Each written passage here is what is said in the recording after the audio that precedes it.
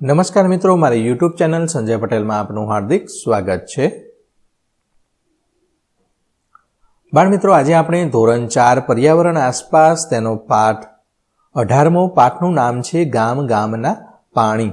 તેની સ્વઅધ્યયન પોથી જે આ વર્ષે નવી આવેલી છે તેનું સંપૂર્ણ સોલ્યુશન સરળ ભાષામાં તમને સમજાય તે રીતે આજે આપણે આ વિડીયોની અંદર જોવાના છીએ। પરંતુ તે પહેલાં જે મિત્રો અમારી ચેનલમાં નવા છે, જેમણે હજુ સુધી અમારી ચેનલને સબસ્ક્રાઇબ નથી કરી, તે અમારી ચેનલ જરૂર સબસ્ક્રાઇબ કરે, વિડીયો લાઇક કરે, શેર કરે અને બેલ નોટિફિકેશન આઇકોન ઓન કરે, જેથી અમારા દરેક નવા વિડીયોની નોટિફિકેશન તમારા મોબાઈલની સ્ક્રીન પર મળી શકે।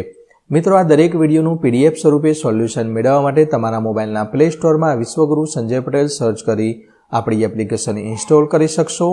તદ્દન ફ્રી એપ છે, કોઈપણ પ્રકારનો ચાર્જ એપ્લિકેશન વાપરવાનો તમારે ચૂકવવાનો નથી। શરૂઆતની સ્ક્રીન આવી જોવા મળશે, તેમાં સ્વઅધ્યયન પોથી પર ક્લિક કરી ધોરણ 4 પસંદ કરી વિષય પર્યાવરણ પર ક્લિક કરતા વિડીયોના ઓપ્શન પરથી તમે વિડીયો જોઈ શકશો અને પીડીએફના ઓપ્શન પરથી તમે PDF સ્વરૂપે સોલ્યુશન મેળવી શકશો। ખૂબ જ સારી એપ છે, એકવાર જરૂર ડાઉનલોડ કરીને જોજો। તો ચાલો શરૂ કરીએ સ્વઅધ્યયન પોથી તેનું સોલ્યુશન જોઈએ। સૌપ્રથમ છે પ્રશ્નના જવાબ આપો। તેમાંનો પહેલો પ્રશ્ન છે, ગંદુ પાણી પીવાથી શું થાય? તો ગંદા પાણીમાં કચરો, માટી અને રોગના જંતુઓ હોય છે। આવું પાણી પીવાથી કોલેરા, ટાઇફોઇડ, મરડો જેવા પાણીજન્ય રોગો તેમજ ચામડીના રોગો થાય છે। આમ ગંદુ પાણી પીવાથી આપણે બીમાર પડીએ છીએ। બીજો પ્રશ્ન છે, કૃપાલના ઘરે મહેમાનને પાણીને બદલે ઠંડુ પીણું કેમ આપવામાં આવ્યું હતું?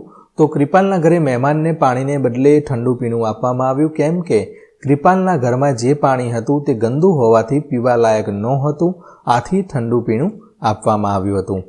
ત્રીજો પ્રશ્ન છે, વોટર પાર્કમાં ખૂબ પાણી હતું પરંતુ તેની નજીકના ગામમાં પાણી મળતું નહોતું। તમારા મતે આવું થવાના કારણો શું હોઈ શકે? તો વોટર પાર્કમાં ખૂબ પાણી હતું કારણ કે તેના માલિકો લાગવકશાહીને કારણે વહીવટીતંત્ર પાસેથી પાણી મેળવી લેતા હશે, જ્યારે નજીકના ગામમાં પાણીની તંગી પ્રત્યે વહીવટીતંત્ર કોઈ ધ્યાન આપતું નહીં હોય। ચોથો પ્રશ્ન છે, પીવાના પાણીમાં ગટરનું પાણી ભળતા શું થાય?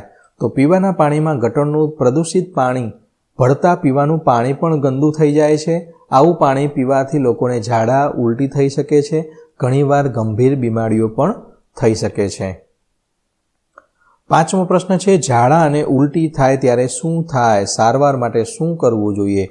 તો ઝાડા અને ઉલટી થાય ત્યારે ખૂબ જ અશક્તિ આવી જાય છે, પથારીમાંથી ઊભા થવાનું પણ મન થતું નથી। આવા સમયે વધારે પાણી અને લીંબુ શરબત પીવું જોઈએ। છઠ્ઠો પ્રશ્ન છે, ઝાડા અને ઉલટી થાય ત્યારે પીવડાવવાના મિશ્રણ બનાવવાની રીત લખો। તો 1 ગ્લાસમાં થોડું પાણી લઈને તેમાં થોડુંક મીઠું અને ખાંડ નાખવી, ત્યારબાદ આ મિશ્રણને હલાવવું, ખાંડ અને મીઠું ઓગળી ગયા બાદ પી જવું। સાતમો પ્રશ્ન છે, તમારા ઘરે અને શાળામાં પીવાના પાણીના વાસણો અને તેની જગ્યા કેવી રીતે સાફ રાખશો? તો અમારી શાળામાં મધ્યાહન ભોજનમાં કામ કરતા બહેન પાણી પીવાના પાણીના વાસણો અને તેની જગ્યાએ રોજ સાવરણા અને પોતા વડે સાફ કરે છે, પોતું મારીને ચોખ્ખું કરે છે।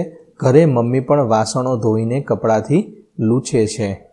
આઠમો પ્રશ્ન છે, તમારા ઘરે પાણીને પીવા લાયક બનાવવા શું કરવામાં આવે છે? તો તેને વોટર પ્યુરિફાયરનો ઉપયોગ કરવામાં આવે છે। પ્રશ્ન 2 છે, નીચેના વિધાનોમાંથી ખોટો શબ્દ છે તે છેકી નાખી વિધાનને સાચું બનાવવાનું છે। તો શૌચાલયનો ઉપયોગ કર્યા બાદ આ ચેકી દેવાનું છે। સાબુથી હાથ ધોવા જોઈએ।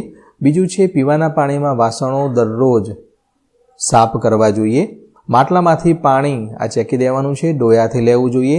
ચોથું છે, ઝાડા અને ઉલટી થાય ત્યારે ઉકાળેલું પાણી પીવું જોઈએ। ખાલી જગ્યા પૂર્ણ કરવાની છે। વોટર પાર્કમાં પાણીનો બગાડ થાય છે। બીજું, પાણીમાં ફટકડી નાખવાથી શુદ્ધ થાય છે। ઝાડા અને ઉલટી બંધ ન થાય તો ડૉક્ટરની સલાહ લેવી જોઈએ। ઝાડા ઉલટી થવા પાછળ દૂષિત પાણી જવાબદાર છે। પ્રશ્ન 4, ચિત્રના આધારે વર્ણન કરો। તો આ ચિત્ર તમે જોઈ શકો છો, નાહવા માટે 2 બાળકો બેઠા છે। આટલું બધું પાણી જોઈએ નહીં, પરંતુ આખો બંબો ચાલુ છે અને પાણીથી નાય છે। તો આ ચિત્રમાં 2 લોકો સ્નાન કરતા જોવા મળી રહ્યા છે। સ્નાન કરતી વખતે પાણીનો ખૂબ જ બગાડ કરવામાં આવી રહ્યો છે। પાણીની ટાંકીમાંથી સતત પાણી વહી રહ્યું છે, જે પાણીનો ખૂબ જ બગાડ થાય છે। આપણે જરૂરિયાત મુજબ જ પાણીનો ઉપયોગ કરવો જોઈએ। જો આમ જ પાણી બગાડતા રહીશું તો એક દિવસ પાણીની ખૂબ જ અછત સર્જાશે। એટલે કે આપણે નાહવા માટે એક ડોલ પાણી હોય તો પણ ચાલી રહે છે, જ્યારે આ આવડો મોટો બંબો ચાલુ કરીને નાય છે તો કેટલું પાણી બગડતું હશે વિચારો। તો આવું કરવું જોઈએ નહીં। આશા રાખું કે બાળમિત્રો તમને આ સ્વઅધ્યયન પોથીનું સંપૂર્ણ સોલ્યુશન સરળતાથી સમજાઈ ગયું હશે, પરંતુ આ દરેક વિડીયોનું PDF સ્વરૂપે સોલ્યુશન મેળવવા માટે આપણી એપ્લિકેશન ઇન્સ્ટોલ કરો। વિશ્વગુરુ સંજય પટેલ સર્ચ કરી તમે ઇન્સ્ટોલ કરી શકશો। ફરી મળીશું આગળના વિડીયોમાં, ત્યાં સુધી આવજો।